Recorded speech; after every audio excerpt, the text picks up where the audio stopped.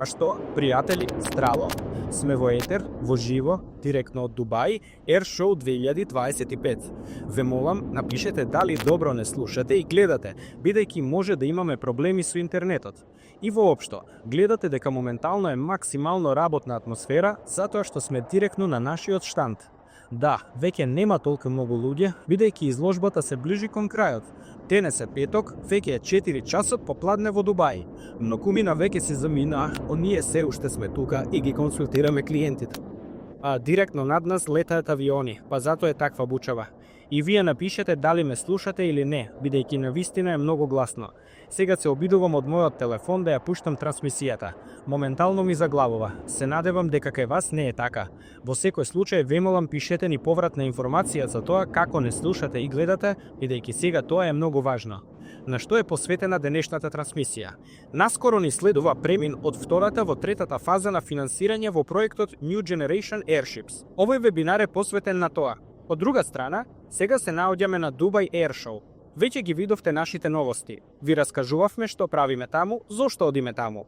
И денес, директно од нашето работно место, од штандот, ќе ги сумираме сите резултати, така што ќе има многу интересни информации. Денес ќе настапи Серги Себионов, ќе настапи Фјодор Константинов, ќе настапи Вафе Зептеви.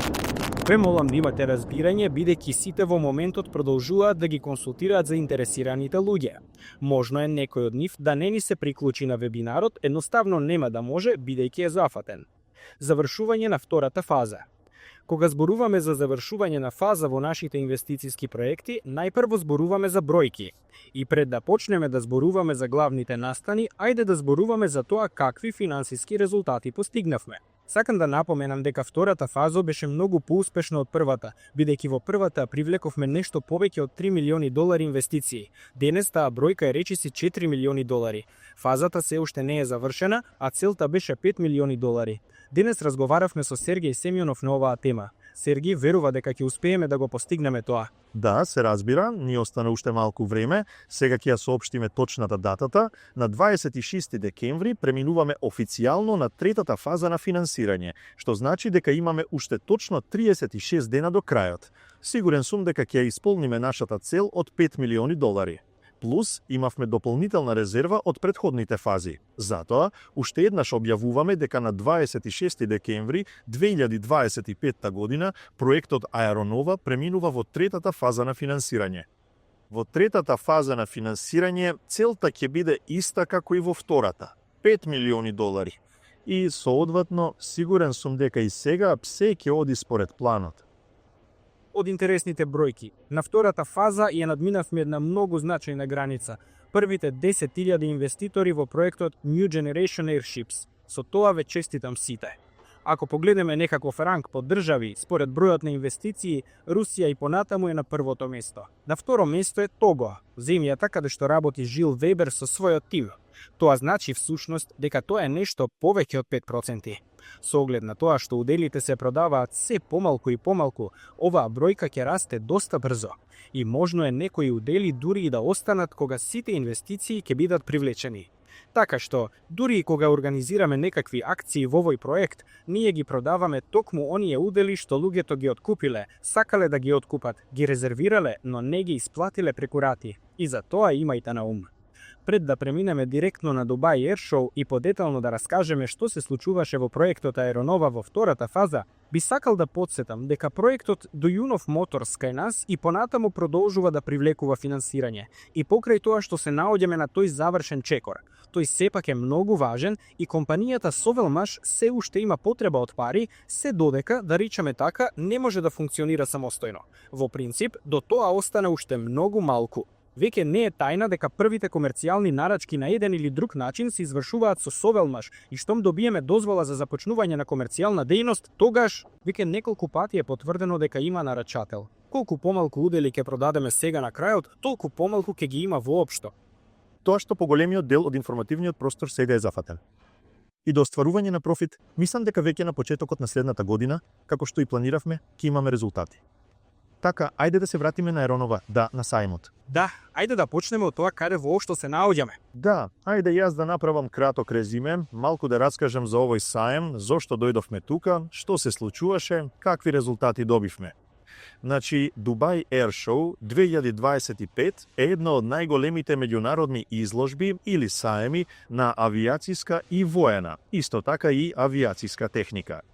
Значи, со Паша имаме различни податоци.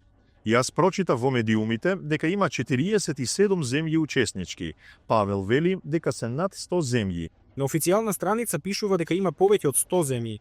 Но тука, во раздадените материјали, барем има околу 1500 компании од сите тие земји кои ги представуваа своите постоечки производи, плюс прототипи, најсовремени достигнувања и средства од оваа област.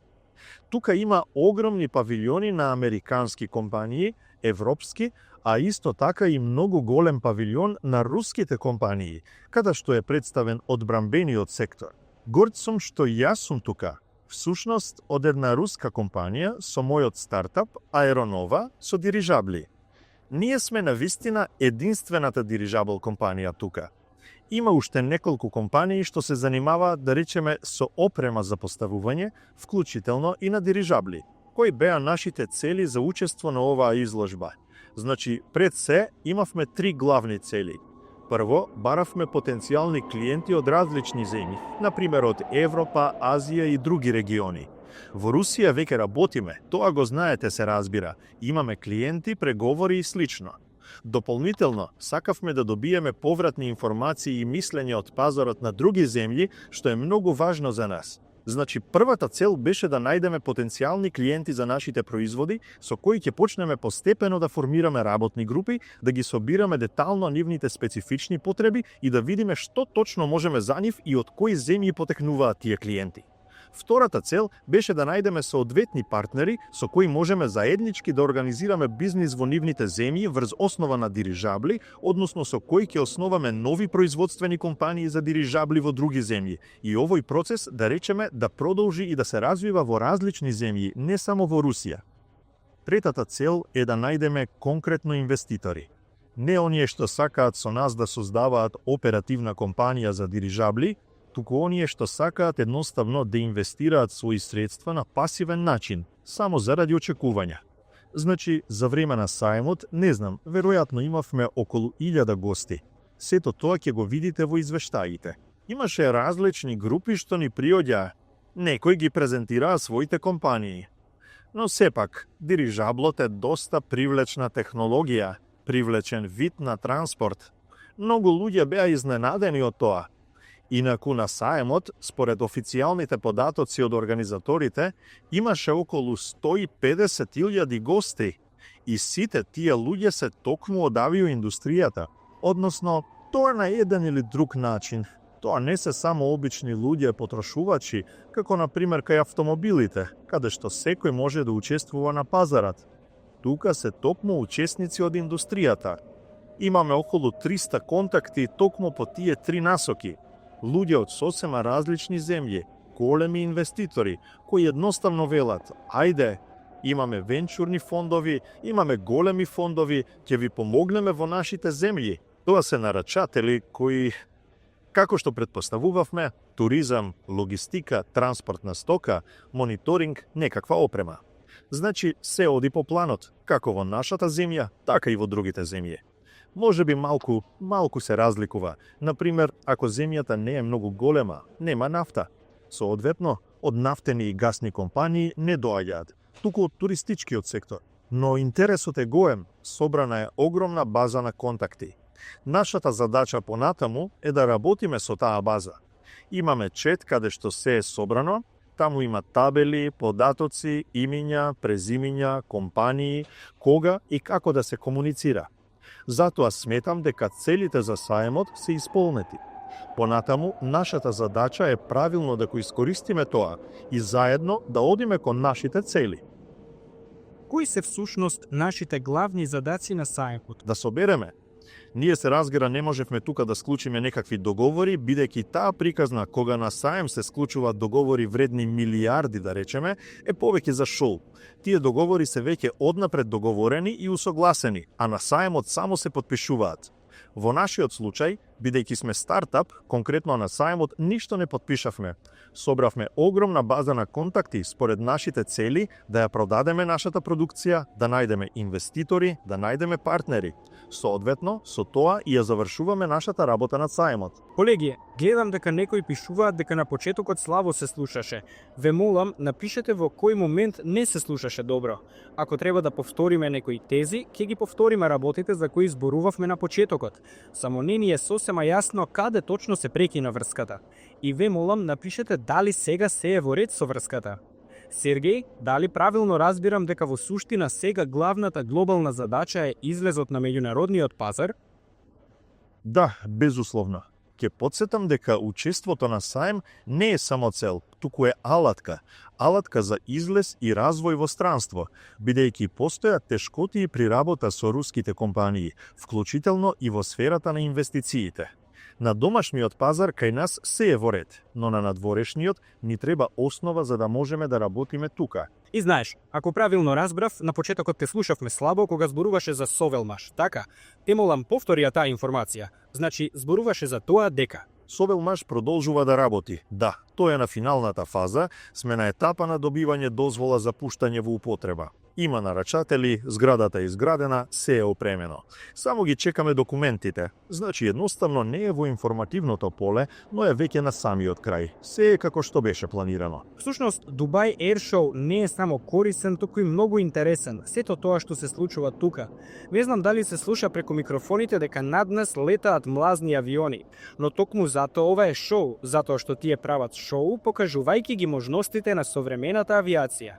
На некои луѓе овие можности им се потребни за да проценат дали вреди да соработуваат со таа компанија или да купат одредени авиони. А на некои им е едноставно интересно. Например, мене ми беше интересно да го видам тоа. Сакам да напоменам дека според распоредот од прилика за 10 минути ќе лета например рускиот авион Су-57, авионот петтата генерација, кој овде е вистинска ѕвезда. И за него ова е прво вакво појавување на Блискиот Исток што привлекува големо внимание. Да, и покрај сите тешкоти во соработката со Русија во моментов, тука Русија има доста голем штанд. Тука има, мислам дека 10 акробатски групи. Да, од тие 10 акробатски групи, 2 се руски. Дури 3, затоа што има и К-5-2 хеликоптерот, руските витези. Да, 3 групи се руски, и Су-57 и тамо се витезите. Јас сметам дека најинтересното шоу што тука се прикажува, демонстрацијата на можностите и бројот на луѓе што се собираат токму за време на летовите, тоа сепак е руската техника. Се надеваме инаку дека за 2 години, кога ќе учествуваме на изложбата, и ние ќе можеме да стоиме со нашите машини на отворено или да ги демонстрираме во лет. Тоа е некоја наша внатрешна цел за наредните 2 години. Да, тука навистина има каде тоа да се направи. За изложбата, во принцип, главното веројатно е кажано, нели? Да, ќе разговараме денес и за тоа со кого конкретно ќе се сретнеме, со Вадим Василевич Зупкевич. Сергеј, кажи ни те молам, бидејќи не зборуваме само за завршувањето на оваа изложба, што е едно од главните настани, туку и за завршувањето на втората фаза. Кои други важни настани би ги издвоил? Во втората фаза, на што точно мислиш? Кои настани се случија? Што се случи? Преселбата во новата канцеларија кај нас е речиси завршена. Сега, кога ќе се вратиме, речиси целиот тим е тука. Колку сме? 15 луѓе дојдоа овде. На сите огромна благодарност, патем сите одлично си ја завршија работата. Не знам, веројатно се изморија, но и некако се наполнија со морална енергија за идмината. Значи, тоа е преселбата во канцеларија. Тоа. Мислам нека Федја ќе раскаже подетално за тоа. Склопување на аеролетот. Ни пристигнаа машините за производство на обвивки. Единствено, уште не сме ги поставиле. Што уште не се случи од сето она што го планиравме да го направиме во втората фаза, е тоа што се уште не го купивме аеродромот, но сепак најдовме друго алтернативно решение. Соодветно на тоа, нашите активности не застанаваат и продолжуваат понатаму. Само аеродромот не беше купен, но тоа не зависеше од нас. Изделката пропадна не по наша вина, туку поради околности надвор од нашата контрола. Ако ги земеме некои такви важни стратешки задачи што генерално стојат пред компанијата, што би издвоил тука? Да речеме, побарувачката што ја видовме тука, укажува на тоа дека треба подетално и поопширно да се подготвиме за понатамошна, поуспешна и поефикасна соработка со надворешниот свет. Значи, јасно е дека мора да имаме странски компании, бидејќи локалните компании, инвестицијски, па дури и само партнерски, не се подготвени, барем за сега, да работат со руски компании во сегашната, доста сложена и специфична ситуација. Затоа, создавањето на оваа инфраструктура е еден вид темелна подготовка за иднината, нешто што е неопходно и што треба да го направиме токму сега, во третата, многу важна фаза на развојот. Сергеј, голема благодарност и почит. Ти благодарам повторно за информациите. Така, Фјодор, ќе ни се придружиш? Додека Фјодор доаѓа кај нас, ќе ја повторам информацијата што беше на почетокот. Тоа е тоа, да, можете да се смените. Ќе ја повторам информацијата што беше на почетокот. Зборував за бројките. За тоа дека досега, во текот на двата етапа, имаме продадено повеќе од 5 милиарди удели, од прилика. И за тоа дека инвестициите што ги привлековме во двариот етап се веќе поголеми отколку во еденот. Значи, имавме околу 3 милиони во еденот инвестициски етап, а сега во двариот веќе имаме 3,7 милиони и се приближуваме до 5 милиони, како што и планиравме. Исто така, кажав дека ја надминавме границата од 10,000 инвеститори. Тоа се главните бројки што сакавме да ги споделиме со вас. Фјодор, здраво! Да, поздрав до сите. Ајде тогаш и ти да почнеш со саемот. Кажи ни некои твои впечатоци, со кого успеа да поразговараш. Што беше интересно тука на авиошоута? Тешко е сега сето ова да се кристализира тури и во главата и според емоциите. Како да сме влегле во некој жесток вртлок на настани, каде што има инвеститори, партнери и заинтересирани и обични љубопитни луѓе и локалните власти. Некој сака нешто да понуди, некој сака нешто да земе, некој нешто да раскаже. И има неверојатно многу контакти и сите требаше да се обработат, да се преработат. Парањето беше да такво, да се види како светот ќе реагира на дирижаблите. И светот реагираше со еден збор. Треба и тука да се развива. Тука отидовме малку подлабоко. Се обративме до луѓето кои го представуваат локалното воздухопловно законодавство од аспект на дозволи за летање. Ги разгледавме сите процедури тука.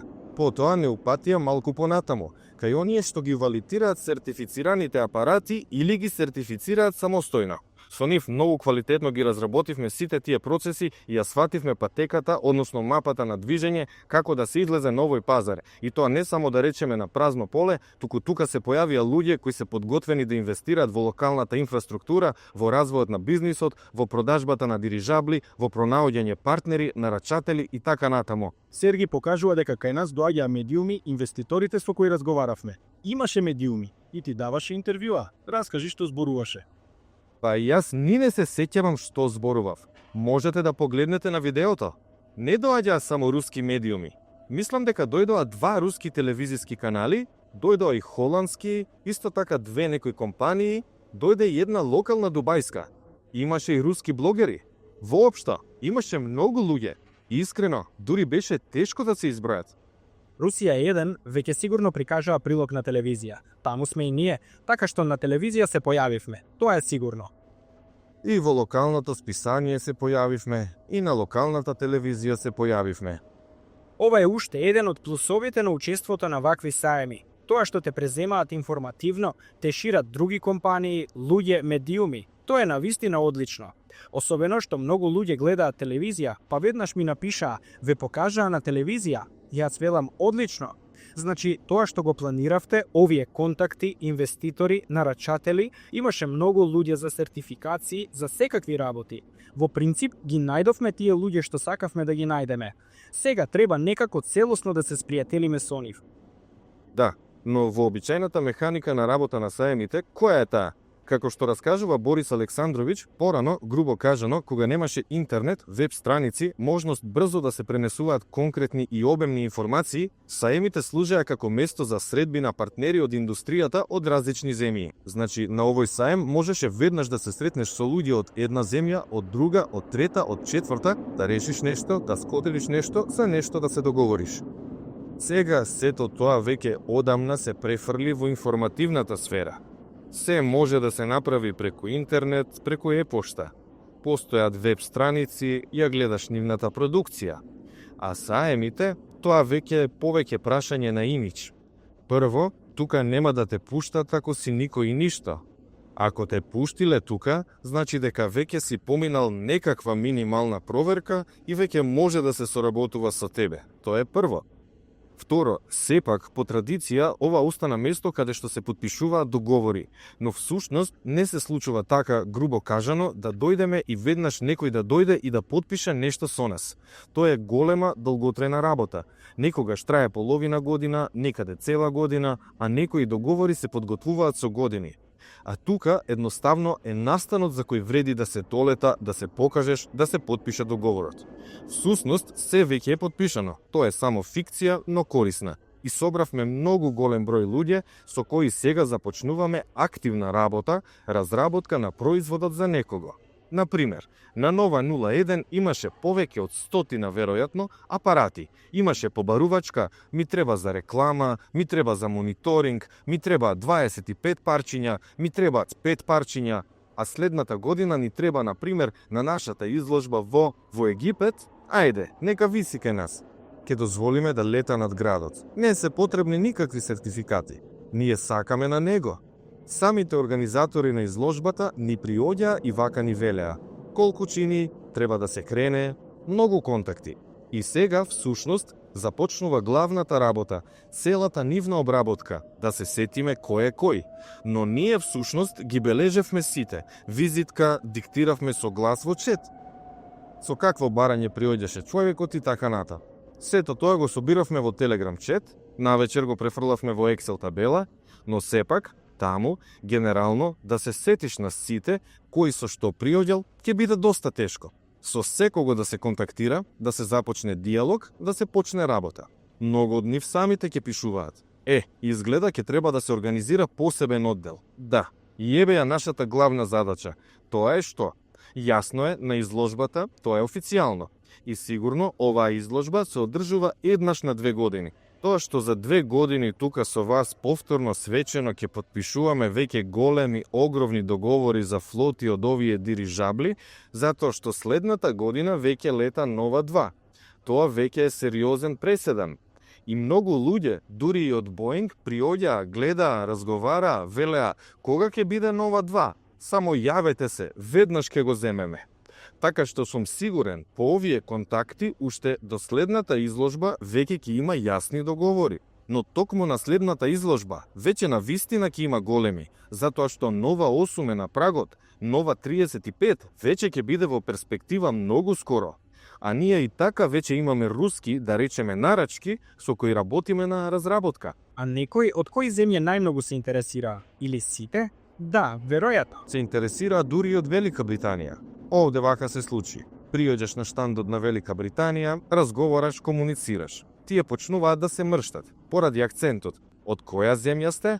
Ти, од Русија. И веднаш максимално престануваат да комуницираат. Но сепак, стоја тука, се лигавеа по дирижаблите, многу ни требаат велат, ама се е политички комплицирано.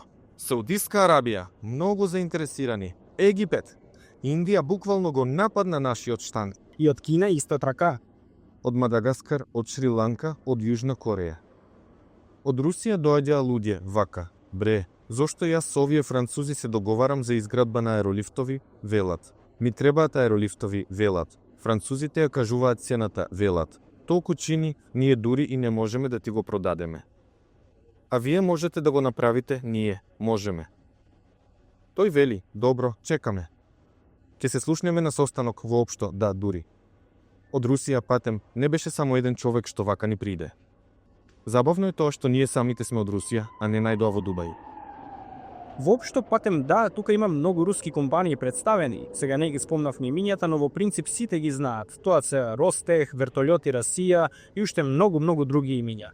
Вертолјоти Расија сигурно ни придоа, се сеќавам. Таму беа пилоти или што? Само представници беа. И тие прашуваа. Воопшто да, некако се запознаваме во Дубај. Руските компании меѓу себе. Да, имаме мала компанија во Русија. Па, како мала? Не е мала. Инаку, не е само во Русија, таа е меѓународна. Тие прават микродирижабли за рекламирање на стадиони, генерално, во затворени простории. И тие ни приоѓаат вака, а вие кои сте? Ние градиме дирижабли. Та, не знам такви. И им покажуваме, тука ни се врти видео на екранот, каде што Нова 01 лета. Та, колку метри е ова? Па, некаде 17. И лета? тие и лета? Ни требаат вакви за реклама. Секогаш не прашуваат може ли нешто поголемо, а ние не можеме. Всушност, дури и тие, да речеме колеги, ама само играчки, и тие не најдоа само во Дубај. Инаку, многу често првото прашање, многу често кога луѓето приоѓаа и велеа што е ова кај вас, идеја или веќе нешто лета? Јас велам нешто лета. Тие велат тоа е веќе друго ниво, но навистина многу мина чекаат по сериозни апарати. Овој туризам и се останато, Нова 2, колку што разбрав, тоа ќе биде веројатно присвртна точка. Инаку, не знам дали ми се случаше добро, микрофонот го држев ниско, Нова 2 веројатно ќе биде таква присвртна точка, затоа што јас лично разговарајќи сватив дека токму Нова 2 и следните апарати се многу интересни. Затоа што, ако кај малиот апарат спектарот на можности е ограничен, тогаш веќе Нова 2 и Нова 8, тоа се повеќе перспективни можни примени. Соодветно, интересот е уште поголем. Дали сакаш уште нешто интересно да додадеш за изложбата? Се измолих. Да, патем сакав со ова да го започнам вебинарот, ама кога почна заборавив. За време на емисијата од некаде се појавува енергија. Тука сите седиме веќе 5-ти ден, станување во 7 наутро, дома се враќаме во 9 до 10 навечер. И така 5 дена поред. Веќе сите сме на вистина уморни, но сепак решивме да го одржиме вебинарот за вас. Федја, кажи и ти, зашто сега зборувавте со Сергеј за настаните? Значи ни се приближува крајот на втората фаза. Што според тебе беше најважно што се постигна во овој период, во последниве неколку месеци, освен изложбата, освен тоа што сега го зборувавме? Важно, неважно. Во секоја инженерско-конструкторска работа доаѓа момент кога, грубо кажано, од концептите и скиците постепено преминуваш на вистинско, детално и тенелно проектирање, на изработка на целосна работна конструкторска документација, како и на проверка на нижината технолошка изводливост и применливост. И сега сме длабоко во таа фаза на процесот. И се случи уште некои настани оваа турбуленција со преселбата. Односно, штом почнавме да работиме како швајцарски часовници, решија да не пребројат во суштина. Но процесите не настрадаа. Се се изработува, функционира. Производството, не знам точно сега во каква состојба е, но кесонот веќе треба да е готов. Кесон е долниот дел од гондолата. Тој е и под, и носечка конструкција, и баластен резервоар, истовремено. Веќе требаше, дури мислам, и да го заклепат.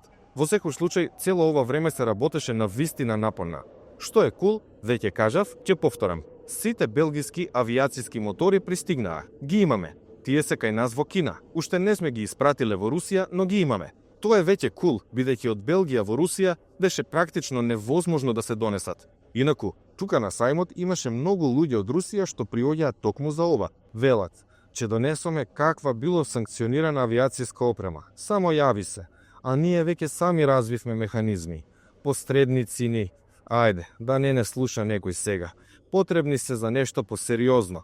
Во секој случај, моторите пристигнаа. Тоа е кул. Кул е и тоа што ги прерасчитавме винтокружните погонски системи. Според мене. И пред да почнеме со нивното производство, буквално ги ставивме на пауза, со помош на други методи и друга екипа ги преработивме. И изгледа, на вистина ќе правиме со поинаква форма. Добро е што не почнавме да ја правиме таа верзија. Сушност, таму нема многу преправки. Само најдовме такво слабо место и за среќа не влеговме во скапа фаза на изработка на сето тоа. А таа фаза на вистина е скапа. Куле што најдовме изведувач за изработка на овие ВКД. Тие ќе се прават од јаглеродни композити по фрезирани матрици. Во сушнина, тоа е голема и сериозна компанија која исто така се занимава со беспилотни летала. За сега нема да ја именувам, но веќе ја имаме. Со нив ги разработивме сите технолошки и конструкторски детали. Тие од нас ја чекаат само финалната форма. Во принцип, таму веќе нема никакви прашања околу технолошката изведливост. Тука, патем, исто така добивме многу контакти, главно од Кина и Јужна Кореја, кои доаѓаа кај нас со јасна намера и велеа: вие сте нови апарати, треба да создадете широка кооперација, треба многу нешто да произведувате. Еве ги нашите можности, сертификати, лиценци. Имаме ваква и таква опрема. Ајде заедно да правиме нешто.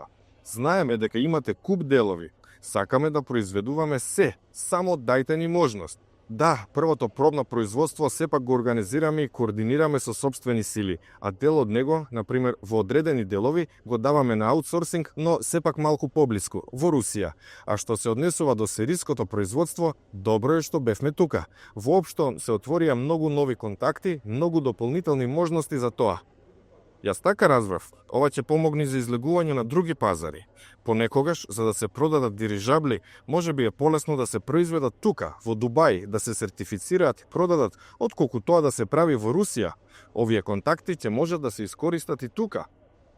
Па да, но сепак, може да се направи ваква аналогија. Си изградил кај себе дома куќа од тули, куќа во Русија. Си изградил куќа од тули, си ставил грејење, си обоил. Сето тоа знаеш како се прави. Ти доаѓаат и ти велат, а јас имам производство на тули во Дубај.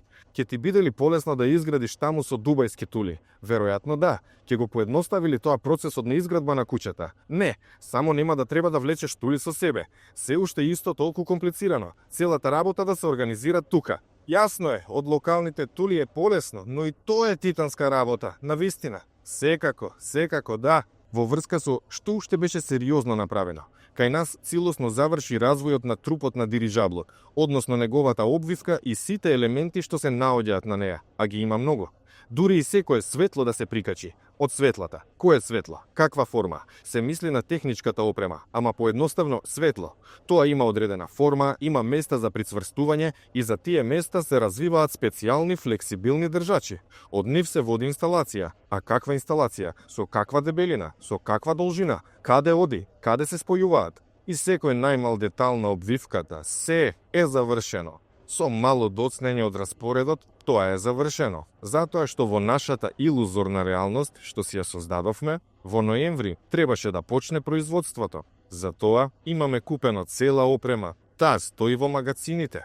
Немаме простор каде да ја сместиме таа опрема и да почнеме со производство. Поради тоа што имаше многу прашања и директна работа, и ова преселување, и организација на сето тоа, и сајамот во Дубај, и уште куп други паралелни работи, се фокусиравме, поточно како се фокусиравме. Мислам дека постапивме малку небрежно, оставајќи само една опција за просторот. Тоа е тој простор што го имаме планирано. Договорната работа околу уредувањето на тие простории се одвива, но таа по природа е долга. Како да ја пуштивме малку работата од раце, знаеш, затоа што навистина имаше хаос од сите страни, лево, десно, горе, долу. Требаше паралелно да бараме и други простории. Може би ќе најдевме нешто што ќе не задоволеше. Ове што го имаме сега ни одговара совршено. Прашањето е само кога ќе успееме да склучиме договор со нив. Процесот тече. Таму не може да се случи откажување на одлуката, што е плюс, и поради тоа се опуштивме. Само што таму се оди бавно. Во секој случај, ако би било како што велат кај нас во Русија, ако некаде нешто растеше, може би веќе ќе имавме поставена опрема и сега ќе ја правевме таа обвивка, но тоа не се случи. Опремата засега е целосно спакувана, но обвивката е разработена. Опремата ја имаме. Остана само малку, само да се вооружиме со трпение. Но сепак, етапот се уште не е завршен. Имаме уште време, ако планираме да успееме да го направиме тоа во овој етап. Но така е секогаш, навистина. Сосема нормална ситуација е кога имаш многу задачи и процеси, некаде напредуваш, некаде можеш да заостанеш. Најважно е насоката да е правилна, тогаш се ќе оди како што треба. Инаку, кога зборуваме за некои насоки понатаму, од техничка гледна точка, сега Нова 2, тоа е оно што треба прво да го направиме, нели? Да, и веројатно преку оваа изложба исто така го добивме тоа потврдување. Па што има да се потврдува? Тие велат, донесете голем летечки апарат. Како го правите? Ние велиме овој, тие велат дајте го. Дали сега се јасни некакви рокови? И што воопшто ни остана за да може да полета? Треба да организираме простории за сместување на производствената линија за обвивката. Тоа е прво. Исто така, треба да го зајакнеме производствениот тим што се занимава со склопување на гондолата, бидејќи моментално, грубо кажано, само 5 луѓе работат на тоа. Но, за да разберете подобро, производството на гондолата е како автомобил. Го вадиме моторот, ја вадиме целата електрична инсталација, ги вадиме дури и седиштата, ја вадиме целата внатрешна обвивка. Па дури можеме да ја извадиме и целата шасија на возилото. Замислете си колку делови има, колку се тие сложени, условно кажано, како се сите тие склопени. Со 5 луѓе, колку брзо може тоа да се направи? Во секој случај, мораме да го засилиме производството, без разлика на сите потешкотии. Треба да ги донесеме моторите од Кина и веќе околу моторите да почнеме детално да го формираме се. Дополнителната опрема, редукторите, ротационите трансмисии, самата рамка на која се монтира моторот, горивниот систем, како и сите други неопходни компоненти.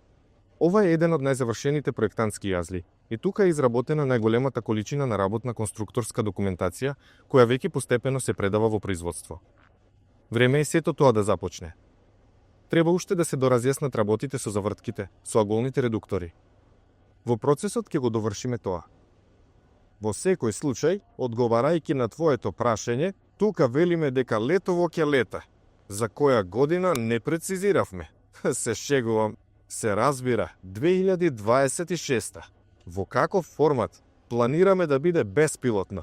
Ако се случи чудо и целата пилотско-навигацијска опрема хармонично се вклопи од никаде директно таму, тогаш можеме и пилотиран да го кренеме. Сушност, работата на салонот, и тоа е многу сериозна работа. Ако некој сам некогаш расклопувал автомобил, тогаш да го склопи назад, па и да го расклопише тешко, дури и само деловите од салонот. А тука не треба само дизајн да се направи. Дизајнот е убава слика, а таму секоја панелка некако се прицврстува. Има своји димензии, толеранции, например сите тие треба да се внесат, тие димензионални синџири, сето тоа да се провери дали може да се склопи. Значи само да се склопи убав салон, тоа не е ништо полесно од склопување на целиот останат дирижабл. Јасно е дека сега сме фокусирани токму на самата технологија, односно на дирижаблот. Тоа е платформа што може нешто да подигне, може да подигне луѓе, може да подигне товар, може да лета со пилот, може да лета и без екипаж. Значи салонот таму не е задолжителен. Тоа е огромен дел од работата, така што летово ќе полета, може би и порано. Како што велат, за сето ова да не биде залудно. А кога не е залудно? Кога знаеш кому да го продадеш и како да заработиш од тоа. Мислам дека ова изложба уште еднаш треба да им покаже на сите, може би и на скептиците, кои се уште не разбираат зошто овие дирижабли се толку потребни. Луѓе, не знам дали се потребни или не, ама пети ден никој не се оддалечува одовде. Очигледно. Да, навистина е многу забавно и чудно. Таму има голем павилјон каде што се огромните компании. SpaceX, Lockheed Martin, Boeing, Роскосмос и така натаму. Таму навистина има гужва. Сите се собираат околу, сите прашуваат се. Има многу компании, навистина огромен павилјон. А овде е павилјонот за стартапи. И тука има вакви мали локации. Тука речиси и да нема луѓе во споредба со оној дел. Но има едно но. Има наш штанд и околу него има возбуда која не е помала од онава околу штандовите таму. И тоа е навистина кул. И малку iscrпува. Да, Феѓа, голема ти благодарност. И благодарам за коментарот, одлично си ја заврши работата. Така што времето е 5, нас наскоро ќе не избркаат, нели? Така што веќе може малку да се одмори. Ќе не избркаат. Денес и утре имаме демонтажа. Сето ова сега треба да се расклопи, да се спакува, да се испрати назад, нешто да се остави тука. Сајмот не е завршен. Да, и тука веќе се плашам дека по време нема да стигнеме, така што уште Вадим Василјевиќ, сакам и Вадим Василјевиќ да го поканам, како што ни рекоа треба во 5 часот навечер да се собираме од тука, тоа е во 5 по дубајско време, нели? Тоа значи во 16 часот по московско време. Затоа, ајде уште да поразговараме со Вадим Василјевиќ. Добар ден повторно. Вадим Василјевиќ, здраво. Зошто ви поканив? Делумно причината е тоа што веројатно бевте еден од најактивните членови на нашиот тим, комуницирајќи со голем број луѓе кои ви пристапија. Зборувате англиски и не се срамите да им пристапувате на луѓето. Затоа сакам да ве прашам, со колку луѓе всушност сте комуницирале? Не можам ни да кажам неколку десетици, можеби и до 100. Мислам дека сигурно не се само десетици. Мислам дека кај вас се работи за стотици, може ли повеќе од 100. Тешко ми е така да проценам. Можете ли сега да се сетите какви луѓе беа? Зашто прашуваа? Што сакаа? Можеби некој посебно ви остана во сеќавање? Јас би ги поделил сите луѓе што приоѓаа на нашиот штанд на 3 големи групи. Првата група, можеби и најголемата, се само љубопитни луѓе кои се чудат дека дирижабли постојат, дека се градат дирижабли. И со таквите луѓе многу активно комунициравме, затоа што ни е важно да ја зголемиме препознатливоста на нашата компанија, односно сакаме што повеќе луѓе да слушнат за нас. И тоа беа различни луѓе. Имаше пилоти кои раководат и управуваат со разни авиони, како и комерцијални хеликоптери. Имаше професори од универзитети, од локалните дубајски универзитети, како и од други арапски универзитети, кои искрено кажано едноставно беа љубопитни. Ним им објаснувавме, за да можат потоа да им раскажат на своите студенти дека вакви летала постојат, дека можат да добијат нов живот, дека можат да станат успешни и финансиски одржливи и економски исплатливи. Нека дознае за тоа што е можно повеќе луѓе. Втората доста голема група луѓе се оние што ги чекаат нашите дирижабли, кои прашуваат кога ќе се појават, бидејќи тоа се или представници на туристички компании, или представници на транспортни компании, или едноставно представници на авиокомпании кои сакаат да ги користат нашите дирижабли. Буквално последниот човек со кого разговарав пред само 15 минути беше од Индија. Тој има своја мала компанија која се занимава и со обука на пилоти, и со експлоатација на пилоти, и со туристички услуги. Сместен е недалеку од Нью Делхи, не поканува кај него на гости. И самиот сака да дојде во Москва, да не види и многу сака да го користи дирижаблот Нова 2, да вози туристи во Делхи, вели дека кај нив има многу убави национални паркови. Таму оваа тема на вистина треба да заживее, треба да биде актуелна. И може би помал дел, но тој е најважниот дел за нас, тоа се луѓето инвеститори кои сакаат да создадат заеднички бизнис со нас, да го развиваат правецот на изградба на дирижабли во земјите од каде што доаѓаат. Тоа се Саудиска Арабија, Индија, па дури и Мадагаскар. Јас лично не сум комуницирал со луѓе од Мадагаскар, но некој ми кажа дека доаѓале инвеститори од Мадагаскар кои сакаат да градат дирижабли во Африка. Тоа се многу важни, многу интересни партнери за нас, бидејќи тие, да речеме така, сакаат да помогнат нашите производи да излезат на меѓународниот пазар. И на нив им се придружуваат и авијацијските власти кои дополнително можат значително да ни помогнат да ја спроведеме процедурата за сертификација во тие земји каде што каде се врши експлоатација. Така, уште повеќе би ги сумирал резултатите. Ако треба некого конкретно да издвојам, многу ми се допаднаа луѓето од Саудиска Арабија. Тоа се многу сериозни луѓе. Веднаш водат многу сериозни разговори и сваќаш дека со тие луѓе можеш да работиш.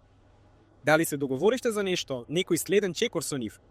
Следниот чекор е, по завршувањето на сајмот, треба малку да се смират врастите. И ние тука ќе бидеме до 25-ти, па јас лично ќе бидам до 25-ти. Сергеј Викторовиќ ќе биде до 30-ти, тие сакаат да одржат приватни средби, веќе да се договорат за поконкретни работи, бидејќи во трчање, па дури и додека седиме овде, како што разбирате, вакви сериозни прашања не се решаваат. Па да, тука нешто како подобро, значи знаеш ова е така. Не е само прво запознавање. Разговаравме за многу прашања, свативме дека сме интересирани, разбравме што точно ги интересира. Но конкретните договори, тоа сепак се сериозни работи. Тоа се подготвува. Можеби ќе треба да се одржи и повеќе од една средба пред да дојдеме до некакви комерцијални резултати. Да, тука имаме дури и посебно место, маса, 2 кауча. Тоа ќе го покажеме подетално во големиот репортаж, каде што ќе има преглед на штандот. Тука некои луѓе буквално седеа по 1-2 часа. Разговорите траеа долго, така што да, на вистина, не беше само ракување здраво. Ова беа на вистина заинтересирани луѓе кои поставија огромен број прашања и често работеа на некои веќе и технички детали и поставуваа многу конкретни прашања. Тие во главата си имаат некаков свој бизнис план и се обидуваат да разберат дали ние ќе се вклопиме во нивната бизнис шема. Кога зборуваме за областите на примена, дирижаблот има многу широка, практично неограничена примена може да се каже. Се што ќе замислиш, се што може да се подигне или некако да лета, буквално се. Но ако зборуваме за тоа што прашуваа, дали конкретно овде се најдоа некои насоки за да се каже, ова е дефинитивно најинтересно, Луѓето секако сакаат повеќе да дознаат од нас. Не е дека тие доаѓаат и почнуваат да не учат каде треба да се користат дирижаблите. Напротив, сериозни инвеститори доаѓаат или сериозни оператори и прашуваат што вие предлагате, зошто токму во оваа област, зошто сметате дека токму тука дирижаблите ќе бидат ефикасни. Ние им го објаснуваме нашето видување, тие поставуваат прашања и ние разбираме нешто, да речеме добиваме повратен одговор од индустријата воопшто, што се очекува, и мораме малку да ги коригираме нашите планови. За нас беше големо изненадување што толку многу луѓе сакаат токму туристички дирижабел. И дури и мал туристички дирижабел има навистина многу заинтересирани луѓе. Ако веќе сега физички постоеше, односно стои куфер, а во него лежи туристички дирижабел за 6 лица, купи, отпакувај, наполни со хелиум, летај. Ова се разбира го кажувам со смеа, тоа е условно. Веќе луѓето беа подготвени да речеме да ги отворат своите кредитни картички и да покажат дека се спремни да ги купат. Но не е баш така, затоа што сите треба да разбереме дека оваа техника бара посебен пристап, бара сертификација, бара валидација. Ако имаме руски сертификат, бара и да ја користат луѓе кои не се било кои. Тој имал статус на авиокомпанија, а и таа авиокомпанија имала свој сертификат, дека им е дозволено да ја користат. Затоа што се што е поврзано со авиацијска безбедност е многу сериозна работа. Сите треба да го разбереме тоа. Инаку, едно од најчестите прашања се однесува на дозволите за летање, на некој начин, на сертификацијата. Можам да ви кажам дека дури и јас разговарав со голем број луѓе и видов дека се разговарало со многу луѓе во врска со сертификацијата во различни земји. Мислам дека сега имаме цела мрежа на контакти со кои можеме да почнеме да работиме на сертификација на апаратите во различни земји, на различни делови од планетата. Мислам дека и тоа е исклучително важно. Ова е многу важно. Треба да се разбере дека тоа е процес со повеќе фази и не секој сертификат е ист. Едно е да се добие сертификат за експлоатација на беспилотно летало под лимитирана тежина.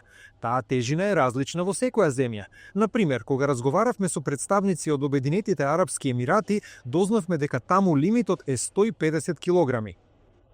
Односно, за беспилотните апарати што се потешки од 150 килограми постои една процедура за сертификација многу посериозна. Леталата што се полесни од 150 килограми имаат друга процедура за сертификација, која е во голема мера поедноставена.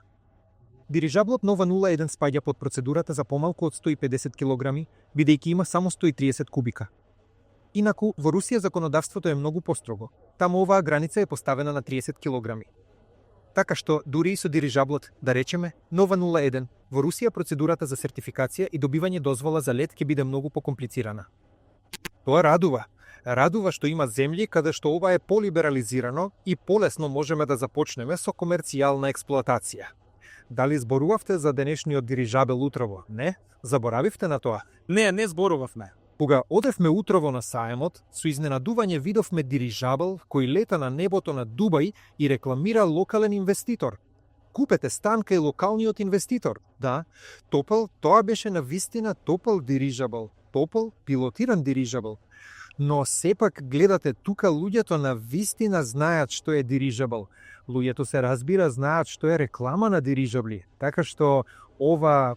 Ќе ви кажам уште повеќе, оваа реклама е многу ефикасна, затоа што имав еден познаник тука кој беше токну на Дубај Марина. Тоа е место каде што има многу туристи и тој токну таму прелета. И токну тој знае дека ние се занимаваме со дирижабли и па вели: "О, дирижабли во Дубај, тоа е нешто што сакаш да споделиш." Луѓето не поминуваат рамнодушно покрај дирижабл. Секогаш предизвикува воодушевување, па затоа рекламата на дирижабл, сигурен сум дека секоја компанија што го направи тоа ќе добие огромно внимание.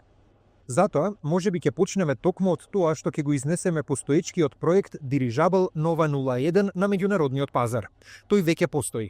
Ако Нова 02 полета за неколку месеци, тогаш Нова 01 веќе лета од пролета, веќе е тестиран. Веќе, ајде да кажеме, останава уште малку за да се претвори во комерцијален производ. Инаку, кога зборуваме за комерцијални производи и за тоа што овде имаме многу потенцијални нарачатели, какви перспективи гледате воопшто по оваа изложба? И дали мислите дека може да се појават нарачатели, клиенти, инвеститори, кои се можеби вашите лични очекувања од овој процес? Од она што го разбрав, разговарајќи и учествувајќи во разговорите меѓу нашите стручњаци, нашиот тим и потенцијалните инвеститори, најважно за нас сега е да најдеме стратешки инвеститор. При тоа, не само човек со пари, туку човек кој работи во оваа област, кој ги разбира нејзините потреби, односно човек со експертиза. Тој може и да вложи пари за, например, ние да собираме дирижабли, да ги развиваме таму, а да ги градиме тука. да почнеме да ги користиме овде и да ни помогне да ги избегнеме подводните камења, како да излеземе на комерцијална експлоатација. Постојат неколку, да речеме, луѓе кои претендираат да бидат наши стратешки инвеститори. Мислам дека Сергеј Семјонов, откако ќе се сретне со нив по саемот, ќе го избере оној човек со кого понатаму ќе го развиваме бизнисот. Така што, гледайте, пријатели, може би и нема да има трета фаза. Може би и нема да ни биде потребен. Ви благодарам многу, благодарам за коментарот. Тоа се благодарам. И благодарам што работевте активно. Благодарност до целиот наш тим. Имаме голем тим тука. Кога ќе го објавите филмот, ќе видите дека не сум сам тука и Паша не е сам. Тука работеа многу луѓе. Околу 10 до 13 луѓе сме. Имавме 3 преведувачи и сите беа ангажирани. 3 преведувачи. Инаку една од нашите преведувачки, Анастасија, рече дека никогаш во животот не видела вакво нешто. Таа вели бев на многу изложби и обично изложбите се одвиваат поформално, а тука едноставно не ни дозволува никому да седне. Понекогаш сакаш со некого да поразговараш, а сите преведувачи се зафатени и не знаеш што да правиш. Инаку, преведувачите беа, сите течно зборува англиски, но една течно зборуваше француски, една италијански и една арапски. Сите јазици беа во употреба. Да.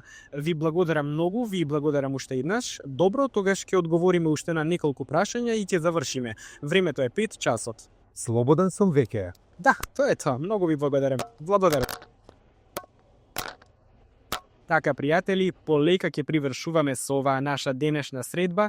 Пред да завршам, ќе ги погледнам прашањата што ги имаме. Изгледа дека има навистина многу гледачи, а не толку многу поставени прашања. Гледам што пишуваат, прашуваат. Арапите со арафатки, тоа сигурно се милионери во Обединетите Арапски Емирати? Не мора да значи. Тоа може да бидат и обични религиозни луѓе кои се облекуваат на таков начин, но понекогаш навистина не може да се разликува. Вистински, тука доаѓал и шеик и принцот на Дубаи и по изглед на вистина не се разликуваат од нивната послуга. Сите тие се облечени во своите традиционални, препознатливи облеки. И ако не ти кажат дека тоа е најважниот човек во целиот Дубаи, никогаш нема да погодиш. Затоа не е секогаш јасно и очигледно. За известија, да, навистина, известија неодамна зема интервју од Фјодор Константинов. Ке има многу различни медиуми што ќе известуваат за нас и нашата работа. Еднаш не прикажаа на телевизија. Очекуваме уште еднаш да не прикажат на телевизија. Веќе од известија не прикажаа на Русија 1. И има многу информации на интернет. Обратете внимание, овој пат снимавме рилсови на различни теми и луѓето ни приоѓаа на штандот и ни велеа дека ги виделе нашите рилсови на интернет и се заинтересирале, па затоа дошле на нашиот штанд. Значи и тоа функционира. Така, ете, токму за тоа зборувавме сега. Може би навистина увие големи инвеститори. Прашање во врска со стратешките инвеститори. Сосема е можно дека тука, со привлекување на големи инвестиции, веќе нема да ни биде потребен краудинвестинг. Целосно го прифаќам тоа. Тука луѓето размислуваат како? Како размислуваат често венчурните инвеститори? Често, воопшто, на венчурната фаза. Иако не може да се каже дека сме целосно на венчурна фаза. Имаме функционален производ, имаме искусен тим, не е само некоја идеја. Но замислете, кога постои само идеја, а луѓето, инвеститорите сепак вложуваат десетици и стотици милиони долари во тоа. Можам да ви кажам дека на таа фаза е речиси невозможно да се погоди која компанија ќе биде профитабилна. И луѓето едноставно инвестираат во голем број компании само со надеж. Дали правите нешто уникатно?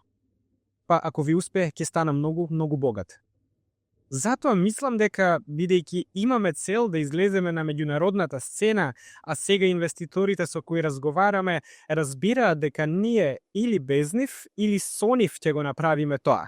И ми се чини дека со таква мотивација, да речеме со чувство на пропуштена добивка, тие можат доста брзо да се одлучат за некакви инвестиции.